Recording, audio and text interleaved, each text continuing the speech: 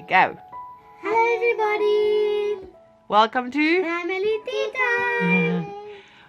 Are you enjoying your forest of flowers? Yes. Got it from a neighbor. What story are we reading today? Cinderella. Well, it's a different one this time. It's the normal one. The normal one. Okay, so what should we do? Go grab a snack and a parent and a comfy place to sit, and I'll see you in a few minutes. 1, 2, 3, go!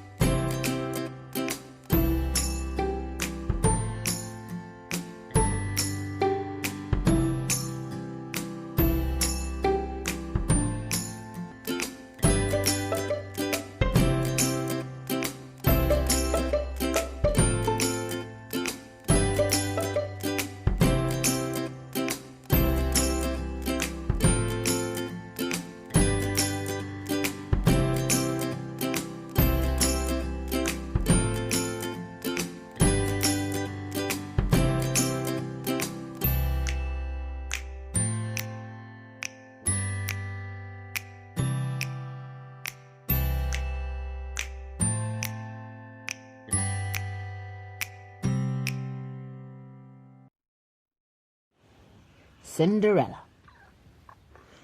There was once an honest gentleman who took for his second wife the proudest lady in the land. She had 2 equally haughty daughters, while he himself had a most kind and beautiful young girl. Sadly, the man became ill and died not long after the wedding. Wasting no time, his wicked wife assigned his good daughter all the chores of the house, while her girls rested in lavish chambers hung with mirrors. Her stepdaughter was sent to sleep on an old straw mattress in a dirty attic. And when the girl's daily work was done, she would collapse, exhausted, in the chimney corner among the cinders. "Cinderella!" her wicked stepsisters nicknamed her, but she paid no heed to their scorn.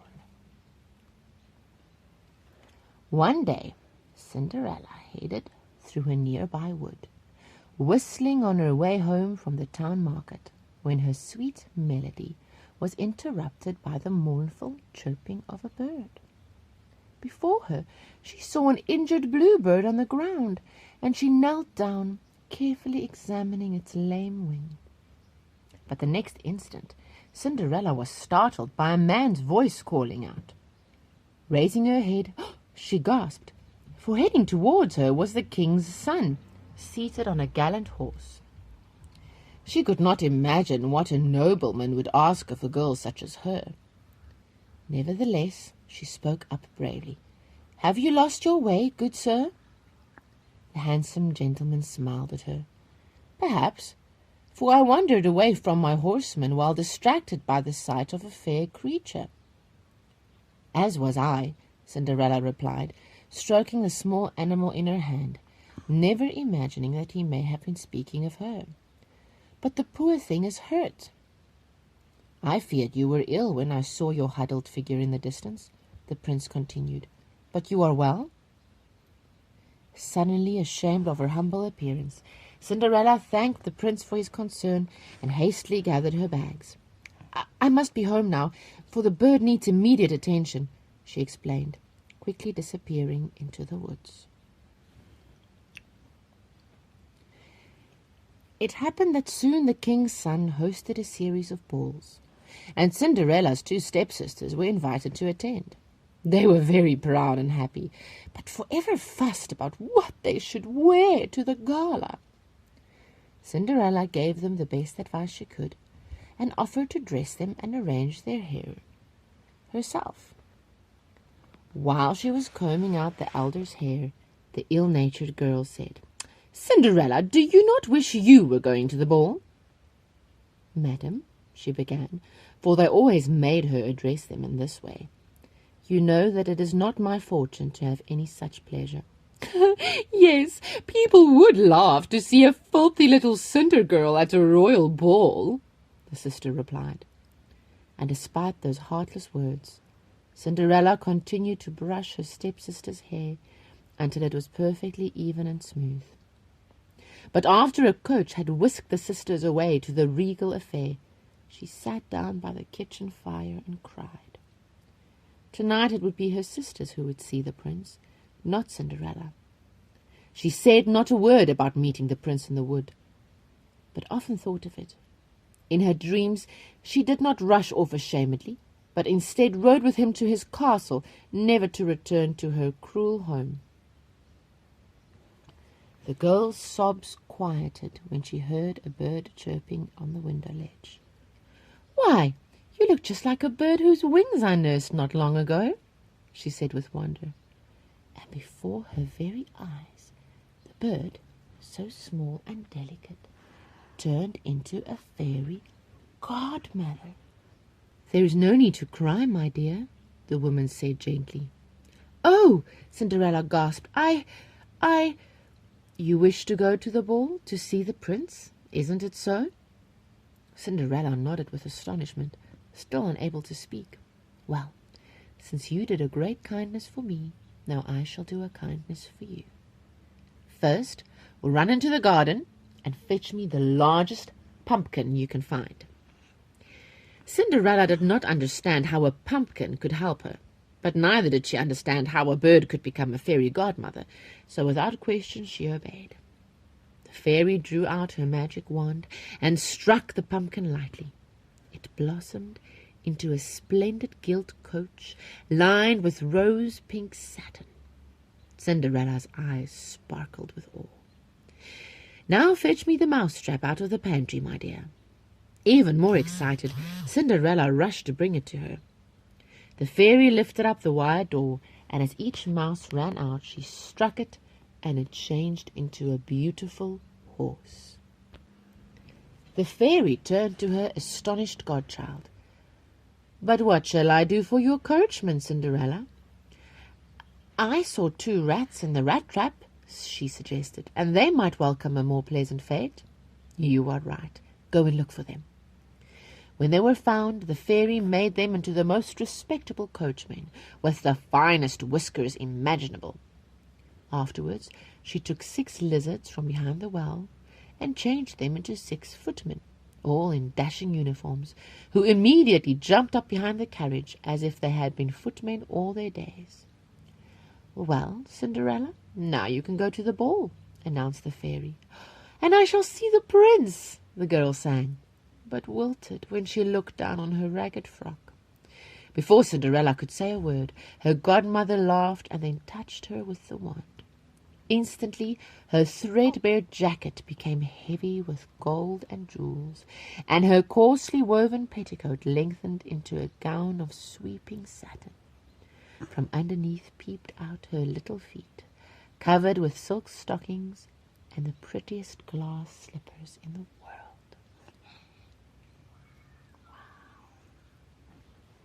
"Now, Cinderella," said the fairy godmother, "you may go, but remember, if you stay 1 instant after the last stroke of midnight, your carriage will become a pumpkin, your coachman rats, your horses mice, and your footmen lizards, while you yourself will appear just as humble as you did before."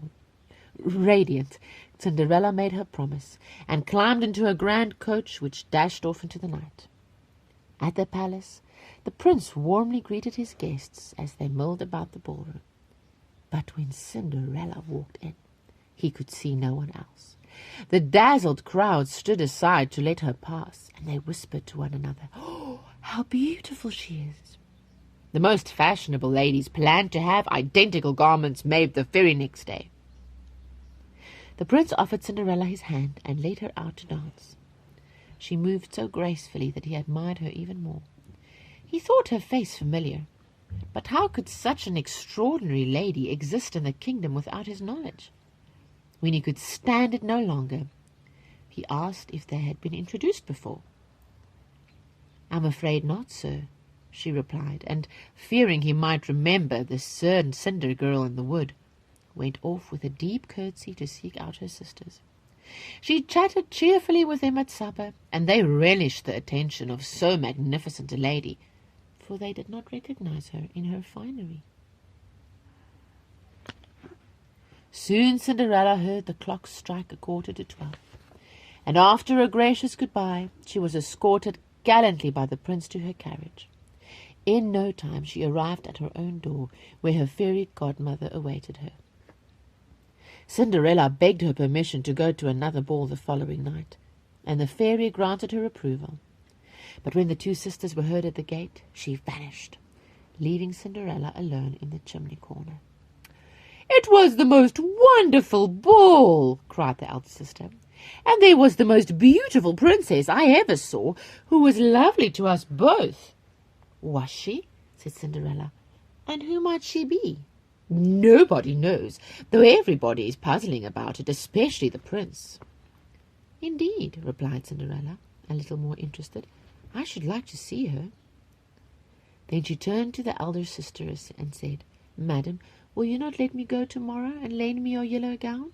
"What? I'm not completely mad," the sister replied. "A cinder girl cannot attend such an affair, no matter what her attire."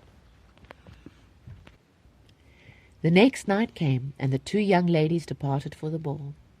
Cinderella, more lavishly outfitted than ever, followed them shortly after. "Now remember, 12 o'clock," were her godmother's parting words. The prince's attention to her was even greater than on the first evening, and in her delight, time slipped by quickly. They were talking together near a lovely pool when he said, "Truly, my lady, I am sure we have known each other. But perhaps it is just that your face reminds me of the gentle sun, and your voice reminds me of the sweet bluebird that sings at my window." At that moment, Cinderella heard a clock strike the first stroke of 12. Dong! Without so much as a goodbye, she leaped up with fright and fled as lightly as a deer. The prince followed, but could not catch up to the nimble maiden. Cinderella arrived at home breathless and weary, ragged and cold, without coach or carriage or footman or coachman. The only remnant of her magnificence was one of her little glass slippers. The other she had dropped on the palace stairs as she ran away. When the two sisters returned, they chatted endlessly of the enchanting princess who had suddenly fled through the ballroom and disappeared as the clock struck 12. But the prince had found one of her little glass slippers, which he carried in his pocket and took out continually so he might gaze at it affectionately. All the court and the royal family could see he was desperately in love with the lady who had worn it.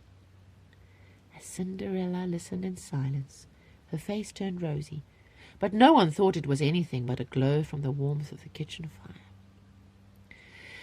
The next morning Cinderella went to her weary work again, just as before. Meanwhile, the rest of the city was stunned by the sight of the prince and his page riding around town with their little glass slipper in hand. With a flourish of trumpets, a herald announced that the shoe was to be tried on the foot of every lady in the kingdom, and the prince wished to marry the lady to whom it belonged. Princesses, duchesses, countesses, and simple gentlewomen all tried it on, but it would fit absolutely no one. At last the prince and his assistants came to Cinderella's house. The eager stepsisters each tried to force their clumsy foot into the glass slipper, but their attempts were in vain. "May I try it on?" asked Cinderella, who had been sitting unnoticed in the chimney corner. "What, you?" cried the others, bursting into shouts of laughter. But Cinderella only smiled, and her sisters could not prevent her from trying on the shoe, for as she stood up, the prince recognized the girl from their chance encounter in the woods. "Yes, perhaps this gentle lady can help me," the prince encouraged, "for my heart aches like the lame wing of the songbird she once rescued." Cinderella's sisters looked on, horrified, as the prince himself knelt to try the slipper on her pretty little foot. It was a perfect fit. Then Cinderella drew from her pocket the matching slipper, which she also put on and stood up. And suddenly before them was the ravishing lady with whom the king's son had fallen in love.